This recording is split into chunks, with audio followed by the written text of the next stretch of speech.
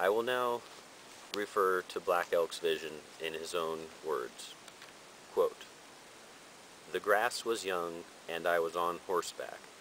A thunderstorm was coming from where the sun goes down. This was not a dream. This happened. The bird said to me, 'The clouds all over are one-sided.' And then it said, 'Listen, a voice is calling you. Behold, a sacred voice is calling you. All over the sky, a sacred voice is calling.' Then they were gone, and the rain came with a big wind and a roaring. I did not tell this vision to anyone. I liked to think about it, but I was afraid to tell it." End quote. Black Elk describes his full vision experience. Quote, "What happened after that, until the summer I was 9 years old, is not a story. Our people were moving slowly towards the Rocky Mountains, and when we camped that evening, I was sick. Both my legs and my arms were swollen badly, and my face was all puffed up. I could see there were 2 men coming from the clouds. They came to me and said, 'Hurry, come. Your grandfathers are calling you.' The first grandfather spoke. 'Behold them yonder where the sun goes down, the thunder beams. Take this,' he said. 'It is the power to make life, and it is yours.' Now he had a bow in his hands. 'Take this,' he said. 'It is the power to destroy, and it is yours.' And now the fourth grandfather spoke. 'Younger brother,' he said, 'with the power of the 4 quarters you shall walk a relative. Behold the living center of a nation I shall give you.' In his hand was a bright red stick that was alive, and as I looked it sprouted at the top and sent forth branches. 'It shall stand at the center of the nation's circle,' said the grandfather, 'and by your powers you shall make it blossom.' Now the fifth grandfather spoke. 'My boy,' he said, 'I have sent for you, and you have come. My powers you shall see.' Now I knew the sixth grandfather was about to speak. He was the spirit of the earth, and I saw that he was very old, but more as men are old. His hair was long and white. His face was all in wrinkles, and his eyes were deep and dim. I stared at him, for it seemed I knew him somehow, and as I stared he slowly changed, for he was growing backwards into youth. And when he had become a boy, I know that it was myself.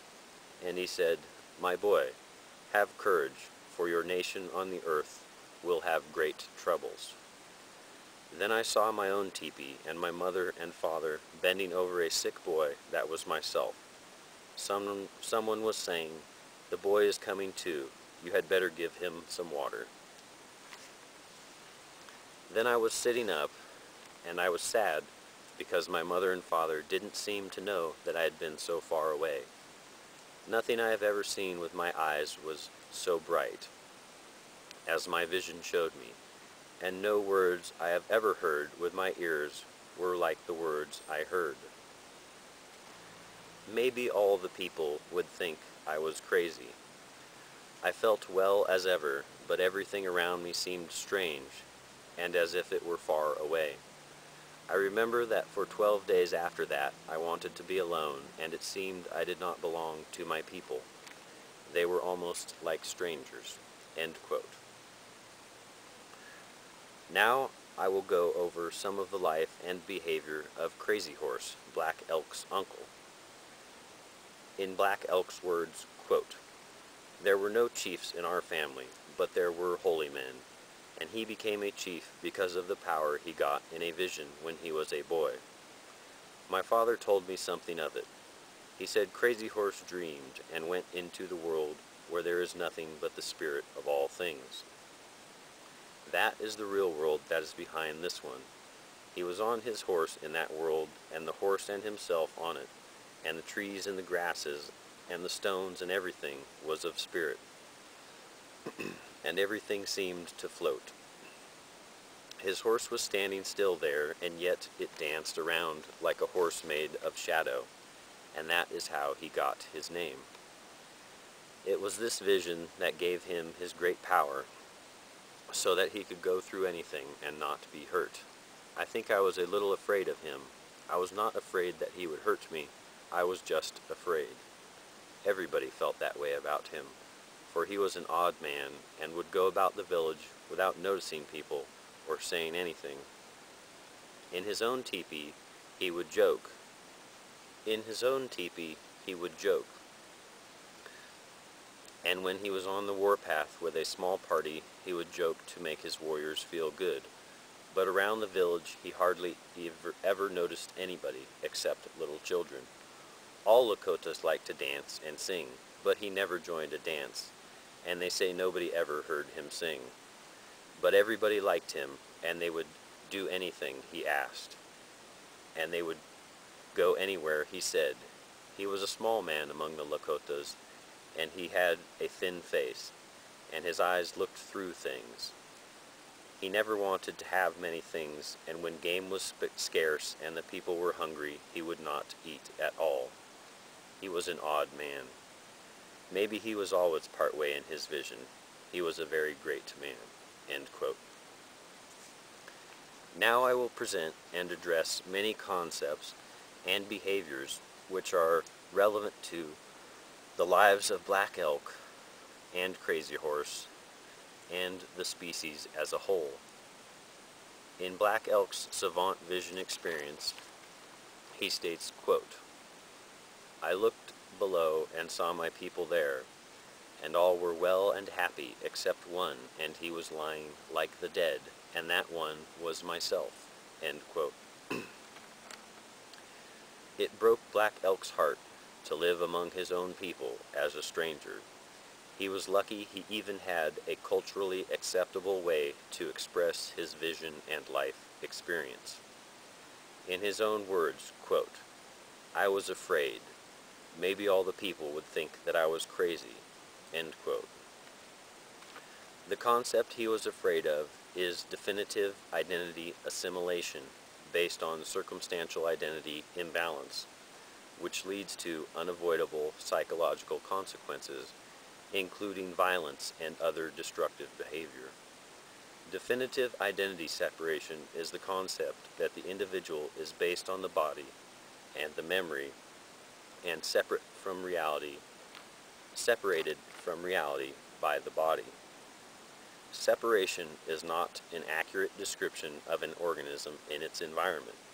We are all symbiotic. Further, not every individual needs the tool, which is identity, to function in a moral and socially productive manner. The insistence that no one can escape identity based on the memory and the body is the most sophisticated form of manipulation there is, and is a form of other destructive behavior. The introduction of the concept of self-manipulation based on identity is specifically designed to cripple a normal emotional cognitive response. Your circumstantial identity includes your gender, your age, your ethnic heritage, your sexual orientation, and your memory content, including any spiritual or social beliefs. To balance your circumstantial identity, you need to maintain an awareness of your function beyond your body and memory. This occurs when you are listening to music or riding a bike. These things have nothing to do with your circumstantial identity and represent your functional state. A normal emotional cognitive process is where you feel and you think, and then you act and feel again. The point where a functioning emotional cognitive process fails occurs when the circumstantial identity goes against the golden rule, the conduct and behavioral standard of the species, which is that you treat everyone better than you would like to be treated yourself. The result of participation in circumstantial identity imbalance is that men treat women in an ugly and violent way, and women treat men in a scary, selfish, ugly way. The disrespect of children is a very disturbing and destructive event. I will now go over the accurate developmental description of a person from birth until death. When a person is born, the first breath begins a chemical process. My first memories are scent memories occurring about 1 month after my birth. In the first 3 to 6 months of life, a person begins to fully understand life. Signs of chronic stress occur as early as 3 months old. Between 6 and 9 months, a person becomes fully aware of their life. Between 9 months and 1 year old, a person picks up all of their bad habits. Around age 2, a person attempts to interact fully with their environment based on comfort and familiarity with life experience and the size of the body. This attempt to interact with adults is referred to as the terrible twos. This is when a person learns that adults are mentally ill and cannot be interacted with on an equal basis. This begins a sad process of behavioral self-co-option in order to have any quality of life as a child. The stress and shock of this attempt to interact begin a lifelong coping with chronic long-term stress and chronic long-term shock. It is shocking the way people treat each other when they are participating in circumstantial identity imbalance. Between ages 2 and 4, a person grows into their body more and becomes even more comfortable with their self. This is why at age 4 a rebellion occurs. It's the expression of a normal, functional, emotional, cognitive process. Between age 4 and 9, the memory effect, combined with reward for fake behavior, generally assimilates the individual. A crippled but still functioning emotional cognitive process shows up again as teenage rebellion and also in the midlife crisis. My description parallels Black Elk's description of his own life. He first heard the voices of his vision when he was 4 years old, which means he figured it all out between ages 3 and 4 from stories his grandfather had told him since he was 2 years old. He ignores and forgets his vision until he is 9 years old and in physical and emotional distress.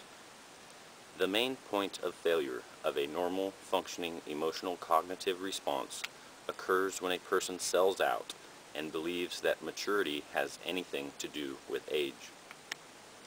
In Black Elk's vision, he sees himself as an old man who gives courage to himself for the journey ahead. This process occurs very early in life and is an expression of some of the structural differences in the brain and how the brain functions. This is what I refer to as lobal separation. Just as the right side of the body is controlled by the left brain, so too does an individual have several functional brain structure connections operating independently and compatibly. The self is a fractal harmonic. I will now address the amygdala response. It is very important to be at peace with the self when one goes to sleep.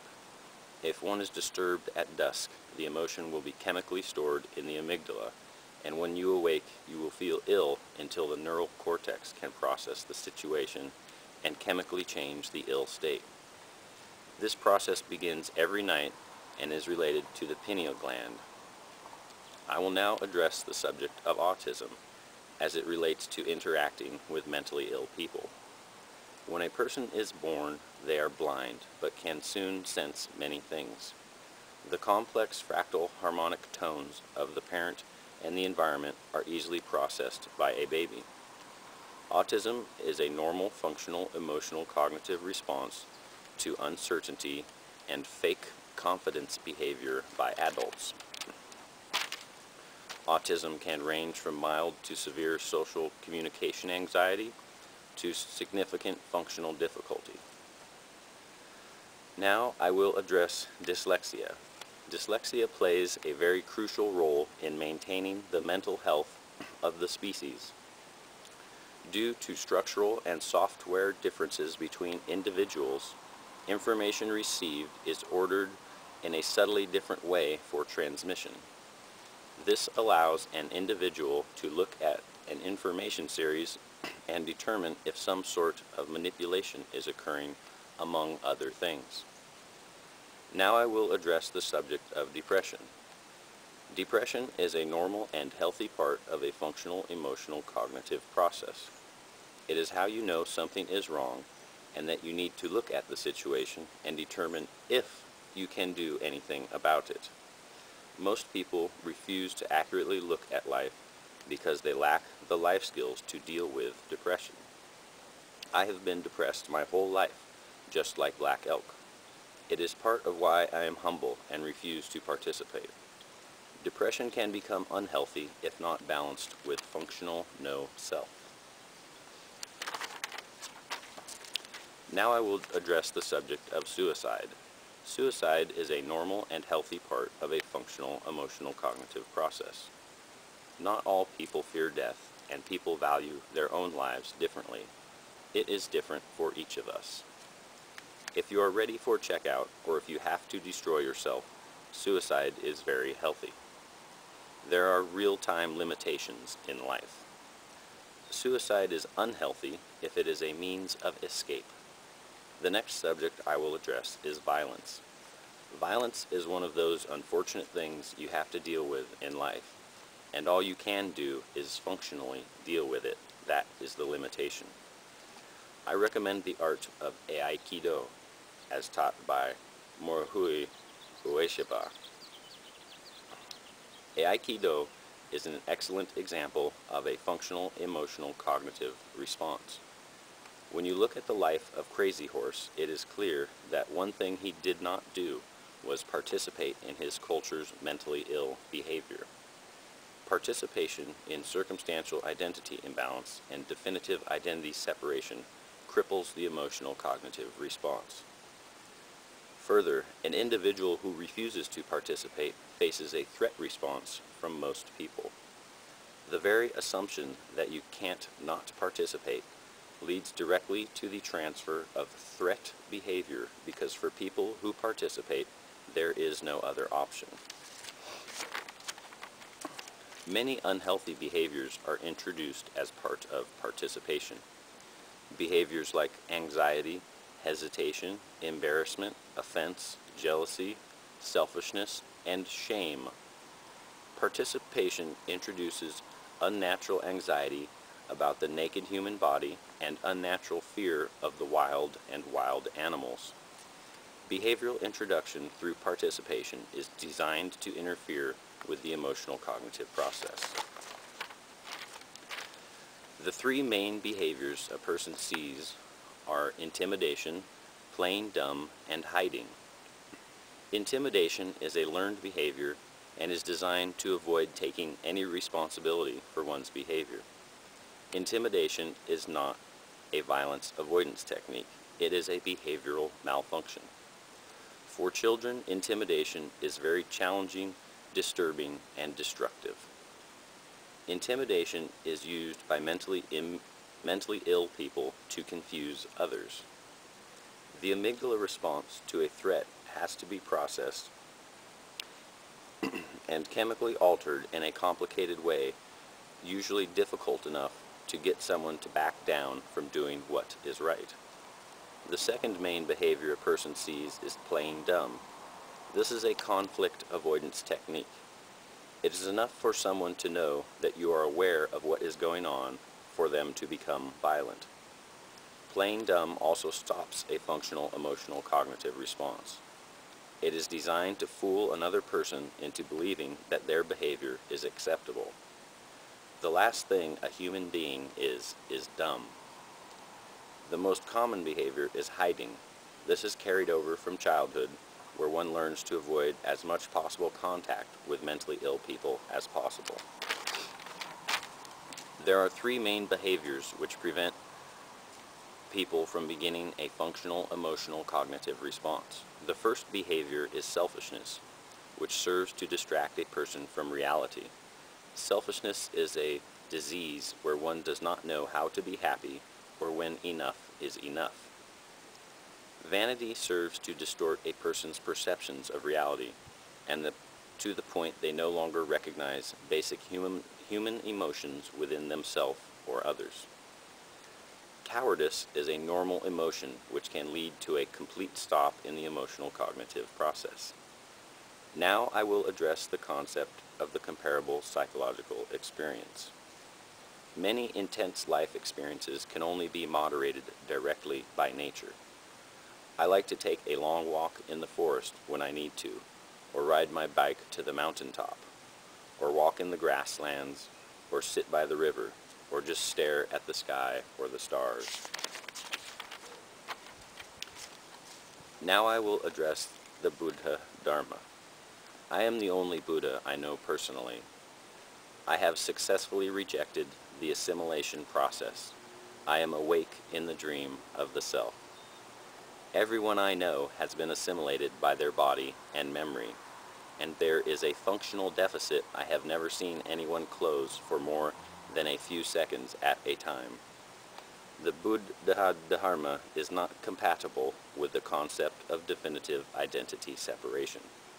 The word Buddhism does not mean anything, and is used by people who do not understand the experience or who are intentionally co-opting the concept. There is a real limit to behavioral modification with the definitive separation concept that can be overcome. To change your behavior, it is necessary to change your concept and perception of yourself, and then your behavior will change. I have learned to not look without, and also to not look within. I don't think, I don't try, I don't know, and I am better that way. One of the key understandings of the Buddha is the granting of fearlessness. When one has taught oneself to grant fearlessness to all living beings, one becomes fearless in the self. Sometimes the only gift a person has to give is their suffering, but remember, you may release yourself from suffering.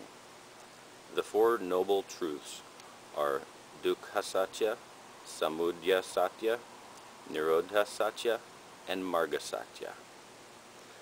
For an understanding of the Buddha Dharma, refer to Nagarjuna, the founder of the Madhyamika school, or Dogen Zenji, writer of the Shobo Genzo.